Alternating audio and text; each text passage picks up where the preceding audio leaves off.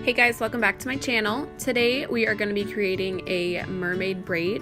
So first you're going to take the left section and do a Dutch fishtail braid and just continue this all the way down till you reach about 1 inch towards the end. You're just going to continue that, and then you're going to pull the braid apart and then move on to the other side. This side you're going to do the exact same thing, a Dutch fishtail, and pull it apart.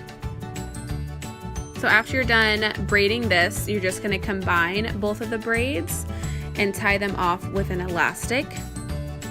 And then we're going to take each section just like we would for a topsy tail, and we're going to bring them together. But for this one, we're not going to pull through like a topsy tail. We're just going to leave as is with the elastic and pull it apart.